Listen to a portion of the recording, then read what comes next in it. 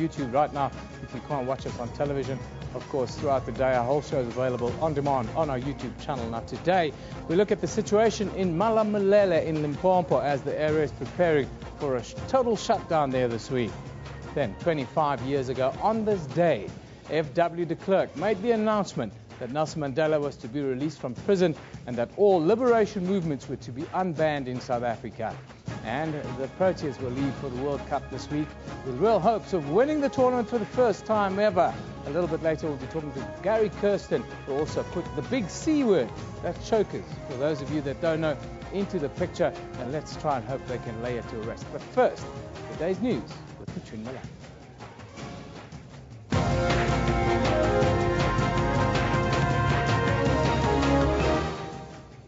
Well, hello and welcome to Newsroom. I'm Katrina Milan, and let's just take a look at the top stories this morning. Police are closely monitoring the Limpopo town of Malamulele. The town has once again been brought to a standstill following residents' demand for their own municipality. On Friday, the Municipal Demarcation Board announced that Malamulele did not qualify for its own municipality. This led to roads being blocked, and tires set alight in protest. Residents claim that the Thulamela municipality has not been delivering basic services such as water and sanitation to the area. This is now the shutdown.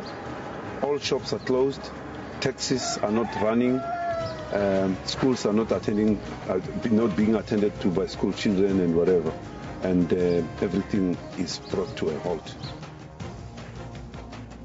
Engineers are working to determine if a unit of the Kuba nuclear power station can be brought back or be taken out for its planned maintenance earlier than scheduled. This after the unit unexpectedly went out of service. The unit was scheduled to go on a planned refueling and maintenance outage on the 9th of February.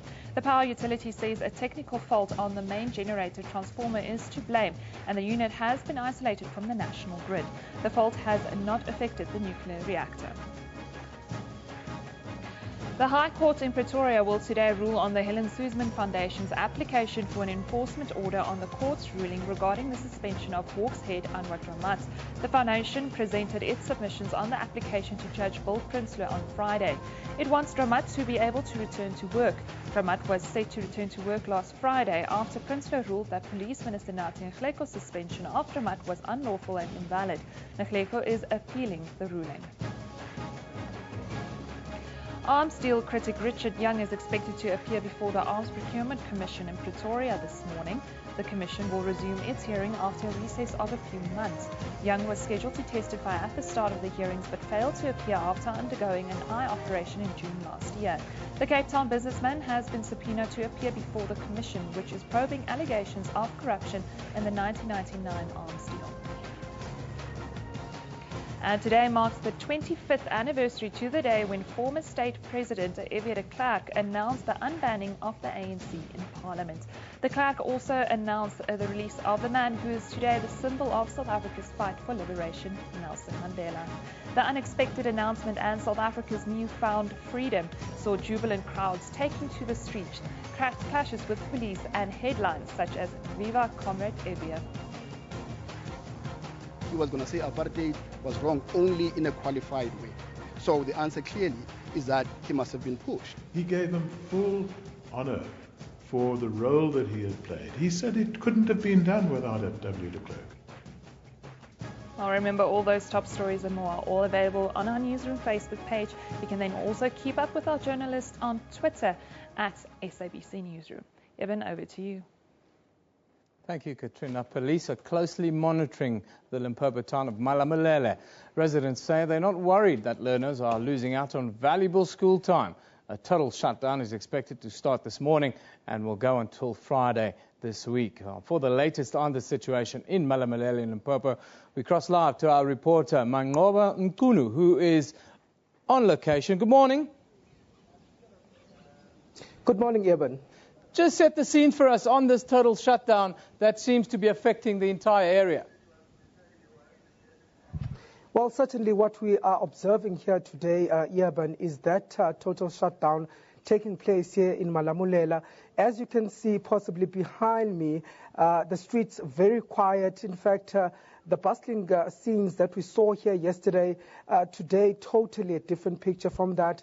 We're seeing quiet streets, very few people on the streets walking, and in fact, I can say that we've seen more police driving around this area than people on the streets. So really we're seeing the effects of that shutdown taking place today as Malamulele residents continue to refuse to accept that decision by the Municipal Demarcation Board not to grant them their own municipality. So indeed schools have been shut, businesses have been shut. We're talking about banks here, we're talking about petrol stations. It's a total ghost town here in Malamulele as we see this total shutdown enter its fourth week. Manqoba, is there a threat of disorderly conduct, for lack of a better word, if people don't heed the call for the shutdown? Well, certainly, Urban, what we have seen, we've seen members of the Malamulele shutdown committee driving around the streets and, in fact, making sure that there is full compliance, making sure that there are no people on the streets. We spoke to one of them earlier, the one that we have already played in that clip, really saying to us that it is a total shutdown.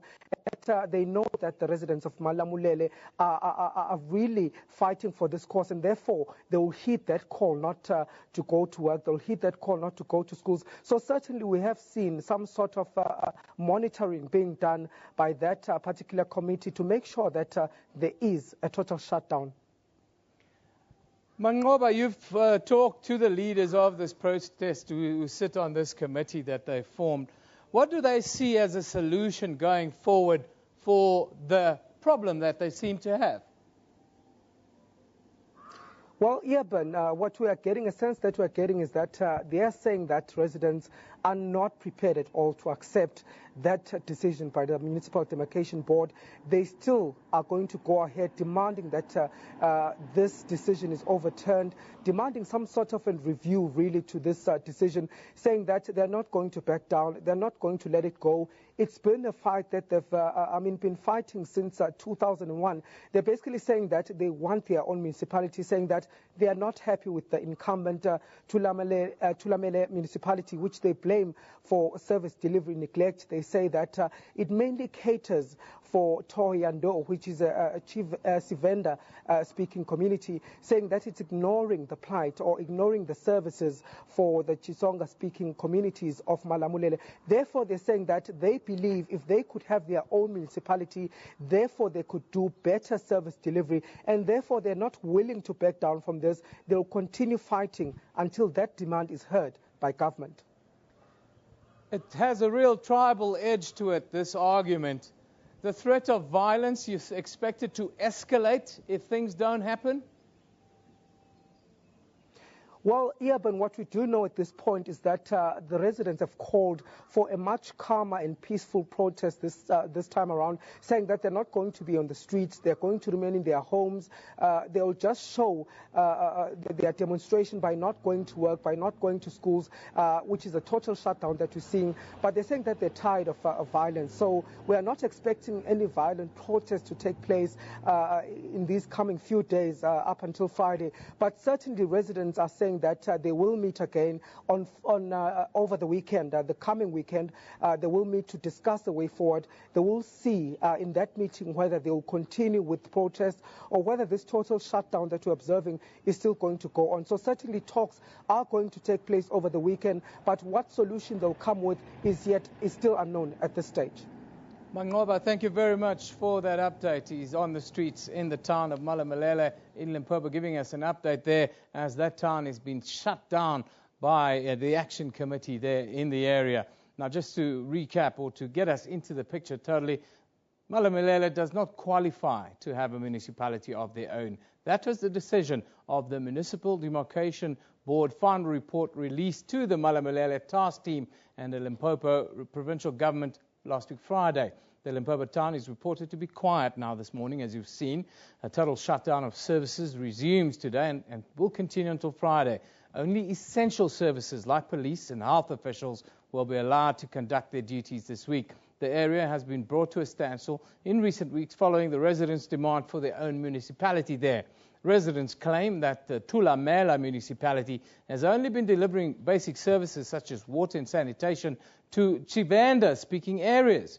Residents have been demanding their own municipality for almost 14 years now, since the incorporation of the former Levubo Shingwedzi and the Thohoyandou transitional local councils. Now, political analyst and senior researcher from the Institute for Dialogue and Policy Analysis, we have Elvis Masocha in our Polokwane studio. Very good morning to you, Elvis. Thank you for joining us. Eben, good morning to you and all the viewers of SABC News. Let's start with Friday. Can you give us some reaction to the decision by the Municipal Demarcation Board on Malamulele? Eben, it was highly anticipated that the Municipal Demarcation Board will rule against the demands of the Malamulele community, because remember, the Municipal Demarcation Board is governed by some prescripts that are found within the Municipal System and Structures Act that apply to which community is qualified to have their own municipality. And after analyzing and viewing the situation in Malamulele with regard to the financial viability of that area, even the number of the population and other considered factors, I think the board arrived at the conclusion that they don't qualify for their own municipality. But again, there's another dimension that the board is missing here. Remember, every community deserves to have a municipal office that is closer to that community. For example, why should a community be located 250 kilometers far away from a municipal office?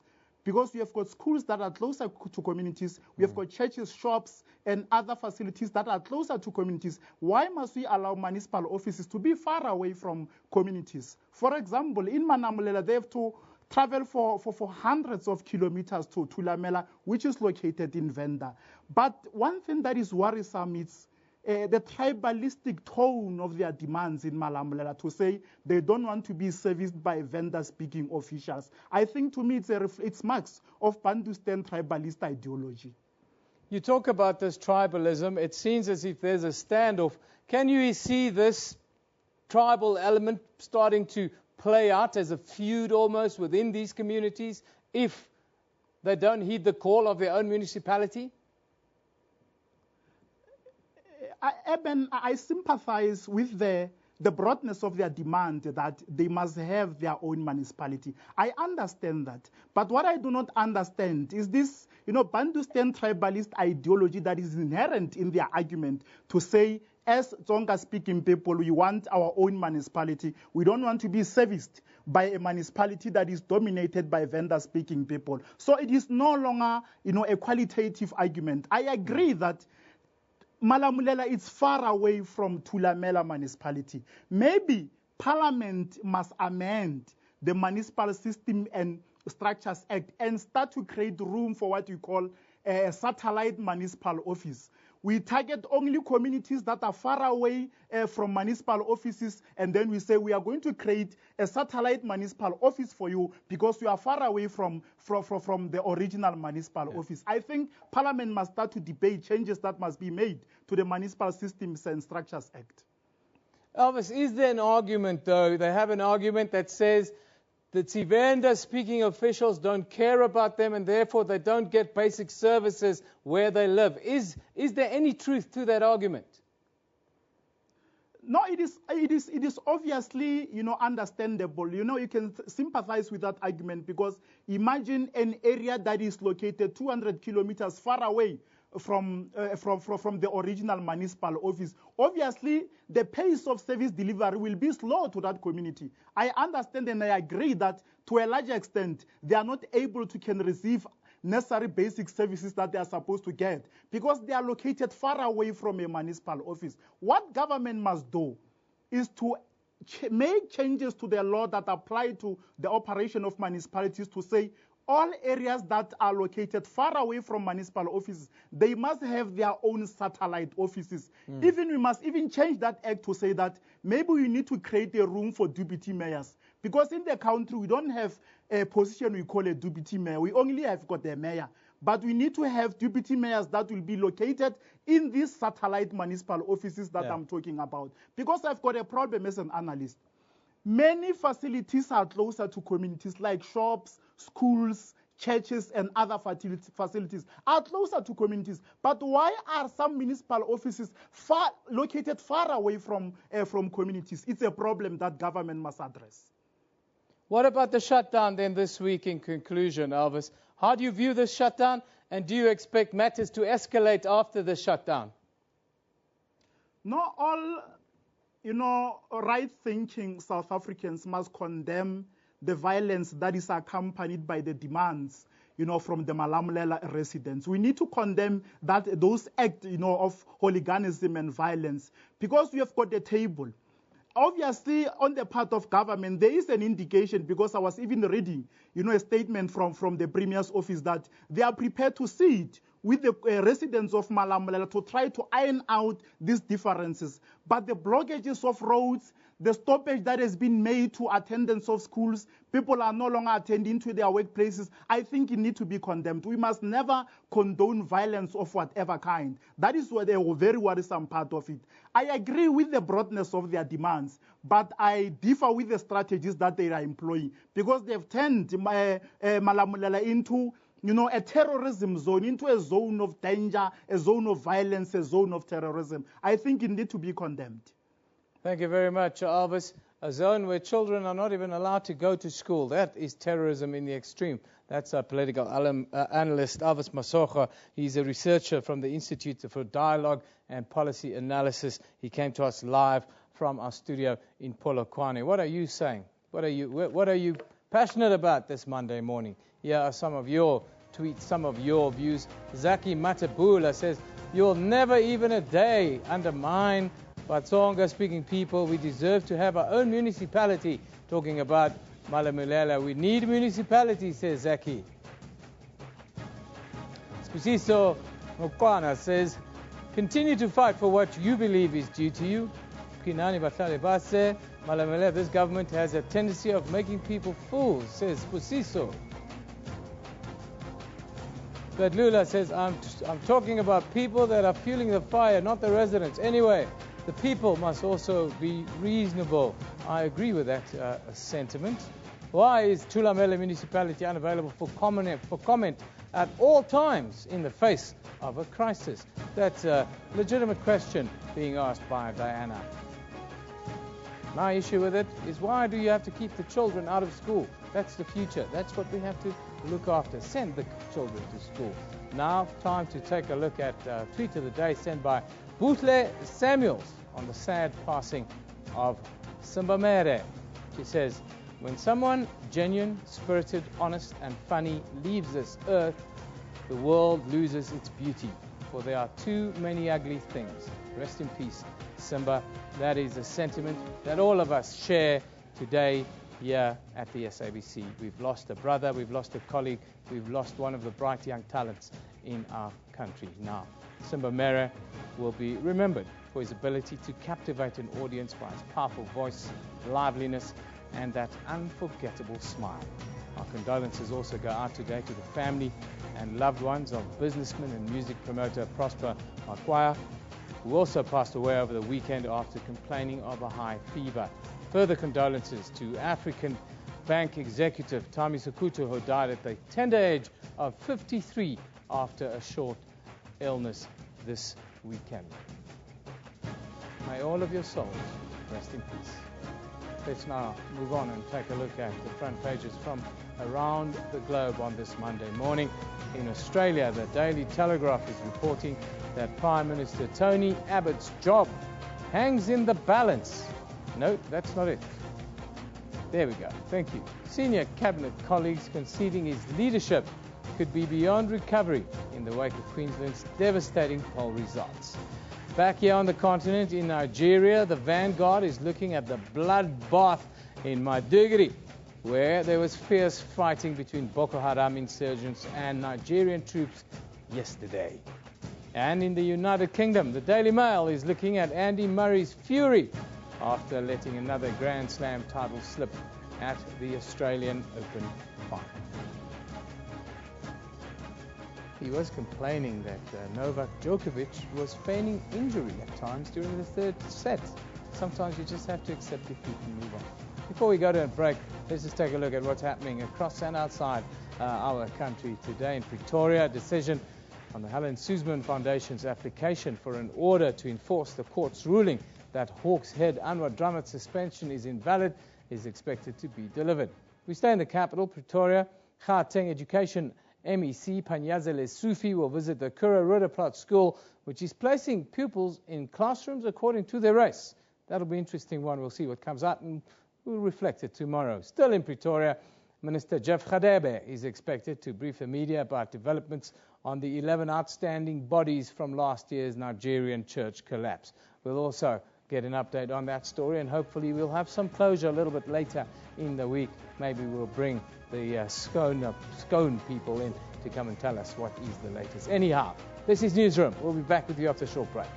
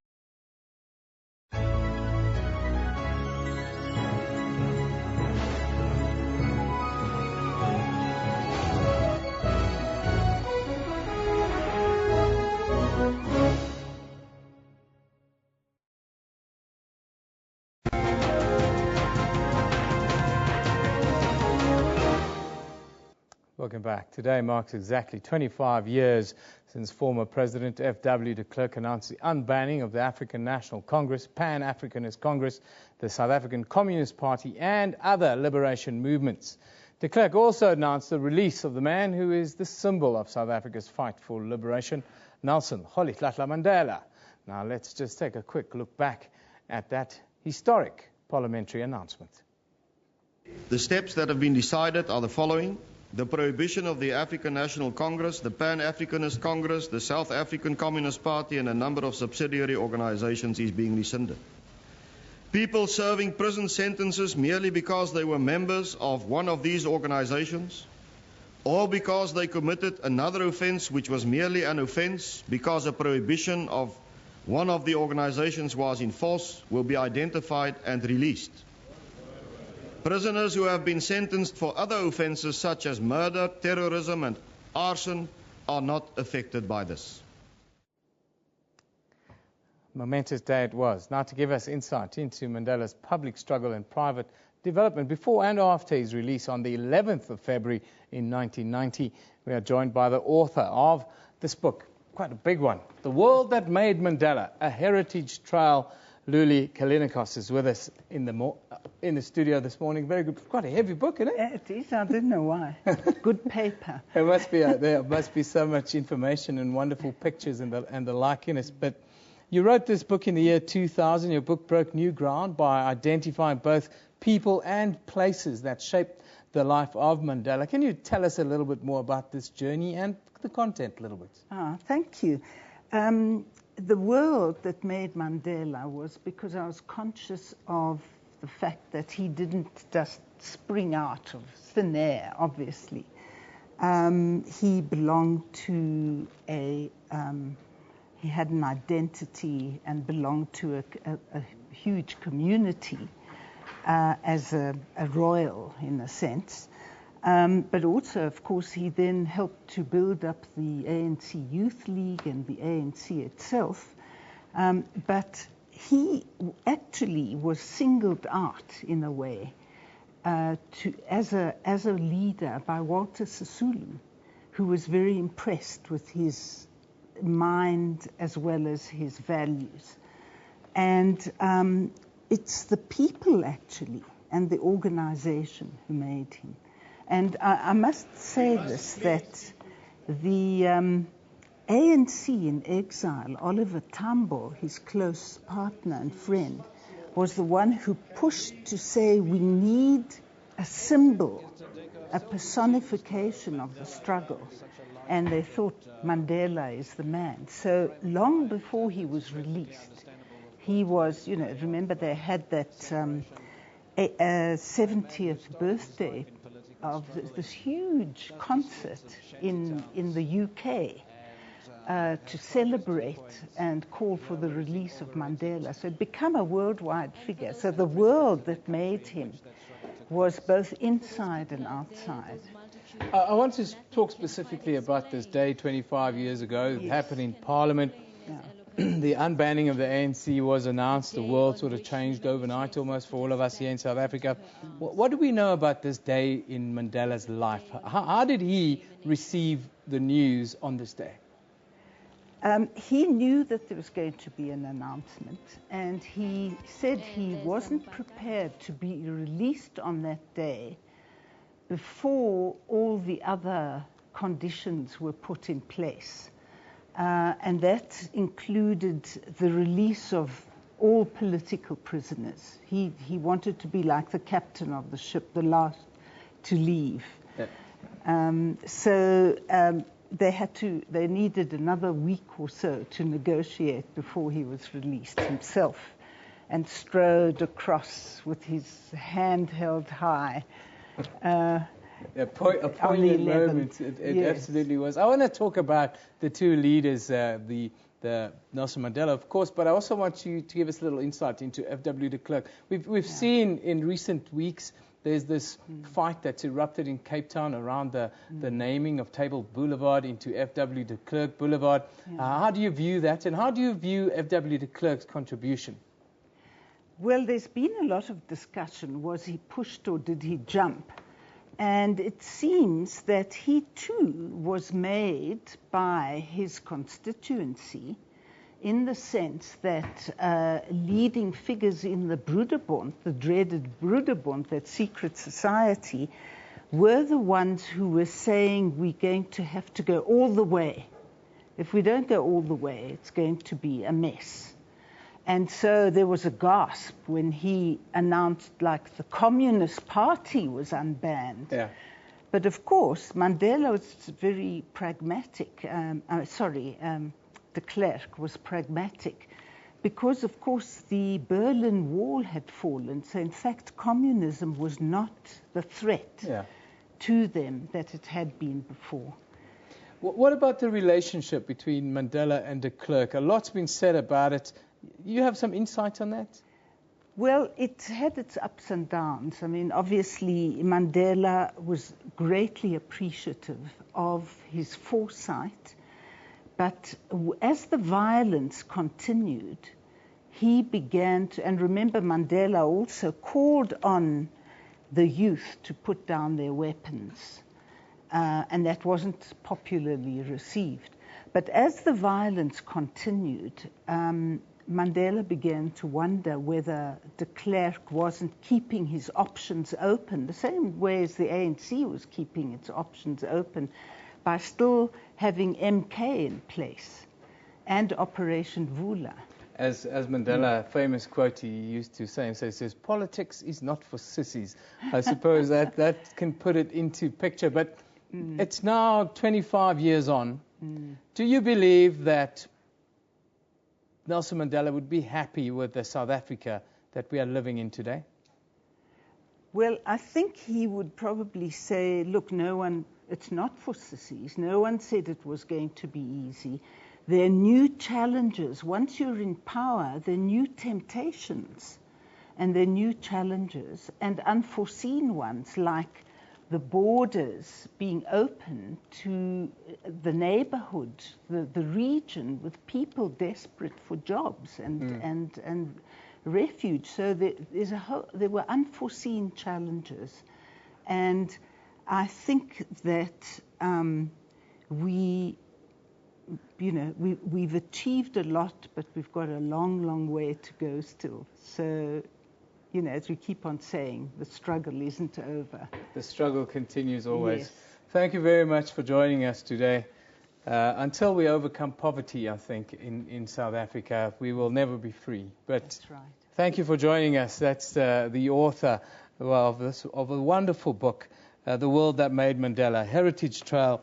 Luli Kalenikos joined us today. If you haven't seen it, it really is a wonderful account of the world that made Mandela. There you see it full screen. Make sure you can get a glimpse on it. Of course, today it is exactly 25 years ago since former President F.W. de Klerk announced the unbanning of all liberation movements and, of course, setting Nelson Rolihlahla Mandela free. Thank you for joining us this morning. Thank you, Evan. Now, just to recap again, 25 years ago today, parliamentarians and South Africans heard the surprise announcement that Nelson Mandela would be freed and that the ANC and other liberation movements would be unbanned. It has been widely debated that then President F.W. de Klerk was pushed into making the decision, while others argue that he was heroic in taking that stance. 2nd February 1990, State of the Nation Address. Then President F.W. de Klerk made this announcement in Parliament. The prohibition of the African National Congress, the Pan-Africanist Congress, the South African Communist Party and a number of subsidiary organizations is being rescinded. At that time, South Africa's socio-political landscape was volatile. The question is still asked to this day, was de Klerk pushed into making this decision? He said on CNN he wasn't going to say that apartheid was absolutely wrong. He was going to say apartheid was wrong only in a qualified way. So the answer clearly is that he must have been pushed. The other side of the coin is that his actions should be considered heroic. I'd respond to it by referring them to what President Mandela said at FW's 70th birthday. He gave him full honor for the role that he had played. He said it couldn't have been done without F.W. de Klerk. Either way, that announcement changed the course of South Africa's history. Following the unbanning of the ANC, South African Communist Party, the Pan-African Congress and other political organizations, as well as the release of Mandela from Victor Verster prison, the country moved into a season of talks and negotiations. It was the 1992 referendum which then led to South Africa's first democratic elections. In 1994, a watershed moment for this country. Described across the world as the Rainbow Nation, a beacon of hope and reconciliation to all. But 21 years into democracy, the race debate still rages on. We need respect for the historical experience of black people, just as the Jews will never allow anybody to talk down what happened with the terrible Holocaust. Just as African Americans will never allow people to talk down slavery, or the Irish people will never allow you to talk down what happened in their experience with the English. Historical experiences need to be respected, and we need honesty. And until we do that, this racism is going to keep playing itself out. We need to talk with one another about the problems that confront the country, just as we did 25 years ago. All of us are in this together. We can't solve the problems of the country unless we all work together. While the 2nd of February 1990 was a very important day which changed the course of our history, the calls for a systematic, organized dialogue on racism to deal with this scourge still very prevalent in South African society have become louder. Abra Barbia, SABC News, Parliament. 25 years ago. It feels like yesterday in my life. But we move on again. And of course it's Monday, so football is very much on people's minds. We've got a picture here from an SMS, 13.99 on it's on Arsenal yesterday after their 5-0 thrashing of Aston Villa. This one courtesy of my colleagues here. They are very happy Arsenal supporters this morning. I can just tell them that they're still behind in the league table, behind some of the big teams in the United Kingdom. That's, of course, Manchester United, Chelsea, and the like. But let's have a look at some of your tweets at SABC Newsroom. Of course, that's where our tweets live here. It's Global Athlete Management says, Andy Murray needs a good hard look in the mirror after his Australian Open final defeats his former finalist Pat Cash. I agree, he must stop sulking. Results with NLP says, success is about being happy. I would rather lose in the final and be happy than win and be unhappy.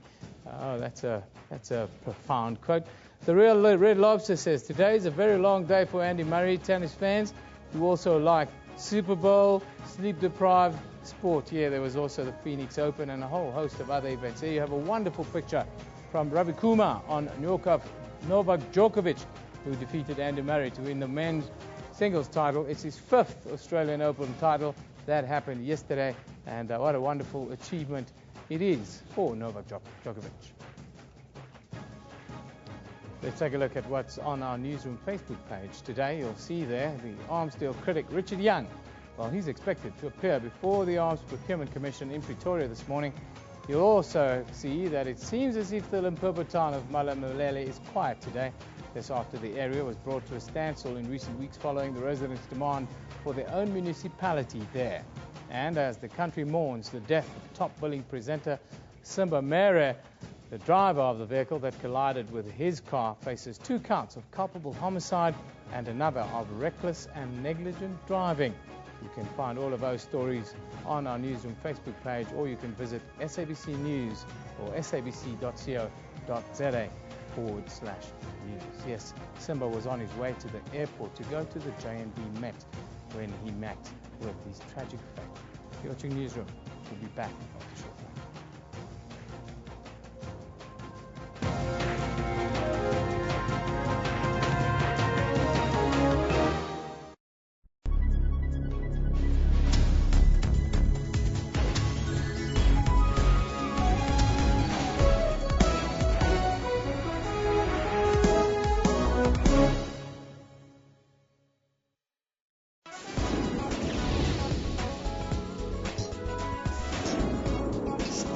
You can't have a gut feeling about other people's gut feeling. Ngaba has continued the tradition of passing stories onto the next generation using a platform that offers stories to a far more greater audience. Zombie no go unless you tell them to go.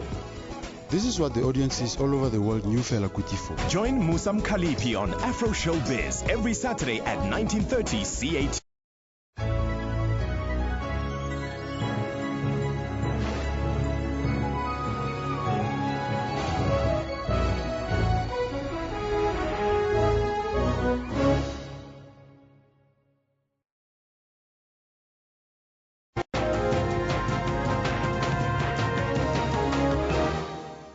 Well, hello and welcome back here with Newsroom on SABC News. Let's just take a look at the top stories this morning. Police are closely monitoring the Limpopo town of Malamulele this morning. The town has once again been brought to a standstill following residents' demand for their own municipality. On Friday, the Municipal Demarcation Board announced that Malamulele did not qualify for its own municipality. Residents claim that the Thulamela municipality has not been delivering basic services such as water and sanitation to the area. Engineers are working to determine if a unit of the Kuberg nuclear power station can be brought back or be taken out for its planned maintenance earlier than scheduled. This after the unit unexpectedly went out of service. The unit was scheduled to go on a planned refueling and maintenance outage on the 9th of February. The power utility says a technical fault on the main generator transformer is to blame and the unit has been isolated from the national grid. The fault has not affected the nuclear reactor. And the High Court in Pretoria will today rule on the Helen Suzman Foundation's application for an enforcement order on the court's ruling regarding the suspension of Hawks head Anwar Dramat. The foundation presented its submissions on the application to Judge Bill Prinsloo on Friday. It wants Dramat to be able to return to work. Dramat was set to return to work last Friday after Prinsloo ruled that Police Minister Nathi Nhlekho's suspension of Dramat was unlawful and invalid. Nhlekho is appealing the ruling. Remember, all those top stories and more are all available on our Newsroom Facebook page. You can also keep up to date with our journalists on Twitter at SABC Newsroom. Eben, back to you. Thank you very much, Katrina. We were going to speak to Gary Kirsten just now, but it seems as if Gary is not answering his phone at the moment. We'll try and get back with Gary maybe when South Africa leaves on Thursday. Anyhow, what we've got at hand. A team can be as physically ready as possible. The real question is, are they prepared mentally? Pressure, nerves, nation's expectation, and being away from home are all contributing factors that could have undesired effects on a player and a team. How does a team begin to deal with this? Well, joining us for more on this conversation is Julian de la Hunt from I2I Africa, an organization that assists individuals to hit their objectives and maximize their potential by clearly understanding the psychological strategies needed. Good morning to you, Julian. Thanks for joining us. Morning, Evan. Thanks a lot. We're leaving for the World Cup on Wednesday. Bafana have just come back from the African Nations Cup over the weekend. Let's start with the cricket. Let's start on a high note, rather. Let's start with the cricket before we go into what happened. From the outside, do you think that mentally this Protea team is the best prepared for a World Cup that we've seen? Yeah, but look, I mean, it's an interesting question. I think the team technically, yes. I think they're in the top 2, top 3 of world cricket at this stage, which is quite interesting. I've just read an article where an Indian journalist has said that they don't even have South Africa in the top 5 as going into this tournament from a winning perspective. Are we going to win the tournament? They don't have us in the top 5. That's already the choking tag that's coming to the fore. Bearing in mind, we haven't worked recently with the South African cricket team. Mentally, the big players need to stand up. We've got big name players who've been there and done that on large and major international scale and stages. Those individuals need to stand up. You mentioned the C word, the word that no South Africa wants to hear, but all South Africans talk about around the braai fires, choking. What is choking and why do we have this problem? Okay, so the phenomenon of choking is really twofold. It's based around the fact of a fear of failure, and it's really around performance anxiety. So going into a major tournament, there's nothing more prominent and more spoken about than the Steven Gerrard situation in the last 12 months. The gentleman wanted the Premier League so badly. He spent the last 15 years wanting it so badly, and his motor skills failed him at the absolute moment when it did not need to. So the focus and fear of anxiety unfortunately shifts the individual's attention from the end goal and the reward to the basic motor skills, which then inhibits and hinder performance in that individual. Is that what we call end gaining, where the result supersedes everything else and you sort of lose yourself in the process? We have a problem, it seems, not just in our cricket team, but the same thing kind of played out at the African Nations Cup with Bafana, where we set ourselves up when we were within touching distance of claiming the glory of beating the top team in Africa and then Ghana and then Senegal, scoring first. That last 25 minutes, when it dawns on you, it's here, that's the time when we fall apart. Yeah, absolutely. And again, the AFCON is a prime example of experience versus the blooding of youngsters. Individuals who've been there, done that in the past, not getting the opportunity, and unfortunately, when, as you say, the big moment arrives. We were in the group of death, even. It was expected of, I guess, the rest of the world that it would be a tough group. The South African public, who we've made a pastime out of setting high levels of expectations, and then when we get to a tournament or leading into a tournament, we inevitably start thinking, well, at what stage is our team going to fail? At what stage is the choke going to come in? And that plays on the minds of young individuals when you reach a stage where an entire nation's expectations are on you. It's a difficult place to be. You talk about experience versus youth. The cricket side, we're going to the World Cup with a very experienced unit. Best batting lineup, best bowling lineup, best fielding unit. You should walk the World Cup, shouldn't we? Absolutely. Again, as I say, technically, we've got it all. Do we have it mentally? I believe we've got a great mixture of young and old, and as you say, experienced players, the best batsmen in the world, as you say. You know, on any given day, Hashim Amla, AB de Villiers, those are the guys you want at the crease at the big moments. What we need to be doing is we need to be focusing on each game individually. We need to be understanding what we're going into and play the big moments. The big players need to step up. I want to talk about you mentioned the big players. I want to talk about, and we put the group up, and we can talk about the group and what it looks like. But I want to talk about the influence of a guy like Hashim Amla, for instance. He seems to have such a calming influence on the rest of the side. Do you think under the pump in big games, like we're going to be facing in the World Cup, someone like Hashim Amla could be the catalyst to calm a team down? Absolutely. I mean, a lot of the work that we do is about focusing the mind and calming the mind. And I think you've hit the nail on the head. A man like Hashim Amla, you would have heard recently when Riley was making, the 130-odd knock he made, the first thing he walked off the field and spoke about was the calming influence that a player like Hashim Amla had on him during that innings. So the guys of the like Hashim Amla, they'll stay on his day when he's focused. The rest of the players just feel that energy, and it's all around that. Now, the mind games have already started. Now, the Australians, you can be guaranteed that they're going to try and needle you. Fortunately, they're not in our group. I think it's a group we'll get out quite easily into the last 8. So that's one thing. But I want to talk about the mind games that the Proteas are going to face. They're going to face a lot of mind games when they get to Australia. The Aussies are past masters at that sort of thing. They've already, yesterday, after beating England in this match that we see in the final of the Tri-Series there, they came out, well, now we are the favourites, out-and-out favourites for the World Cup. No other team can beat us on our home ground and so forth, not even South Africa.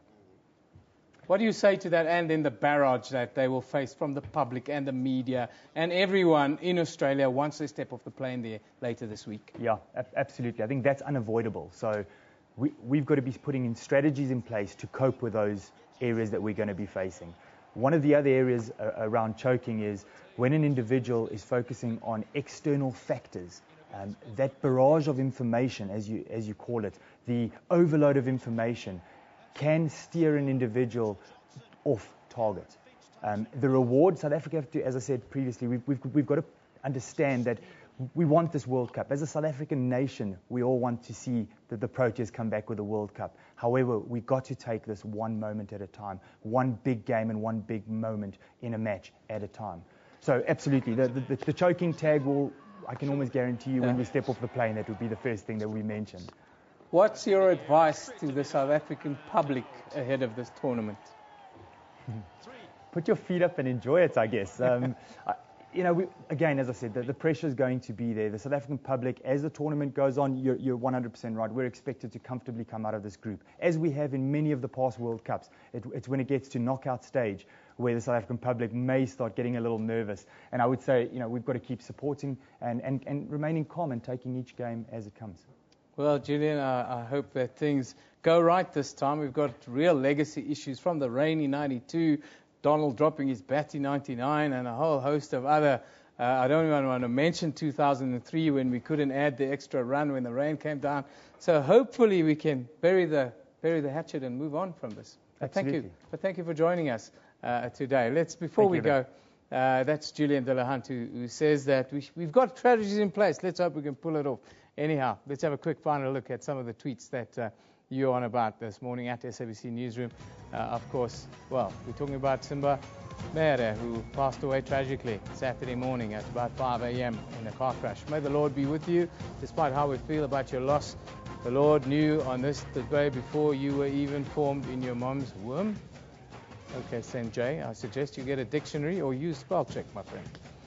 Prosper Mkwaya says, as Simba from Pulani says, may your beautiful souls find peace in heaven. You guys will always be remembered, no doubt about that. Rest in peace.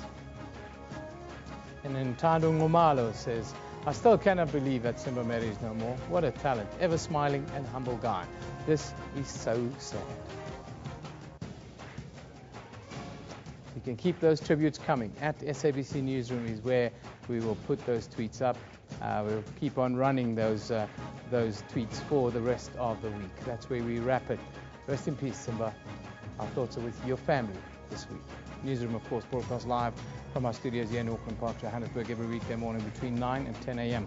The show repeats at 2 in the afternoon.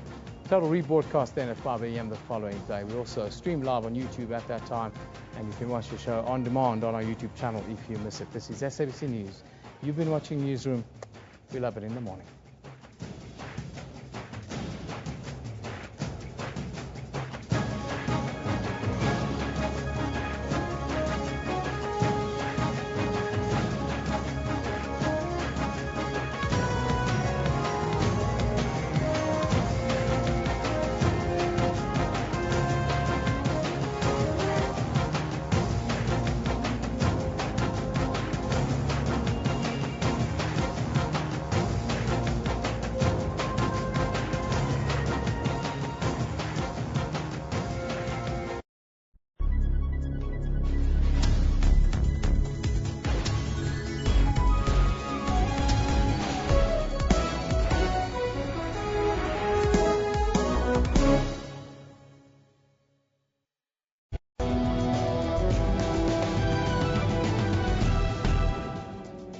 healthy food is not always the cheapest food option.